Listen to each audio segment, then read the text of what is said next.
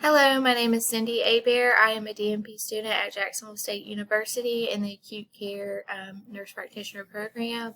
So a health problem I think that we face today is just high costs. The high cost of medication, the high cost of deductibles, and just insurance in general. I think this is why we see so many problems that we do see today is because patients can't afford to go to the doctor every 3 months or afford to take medication every day. And I think that's why their health issues progress so rapidly and that they decline.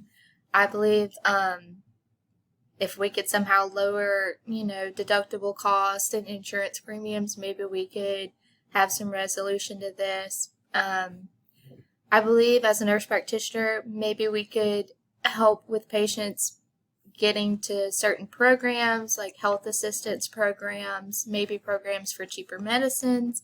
I do believe as a nurse practitioner that I could do that and help other people just find better ways to get the necessary care that they need, maybe just at a lower cost, because I do think it is so crucial that patients receive the right care.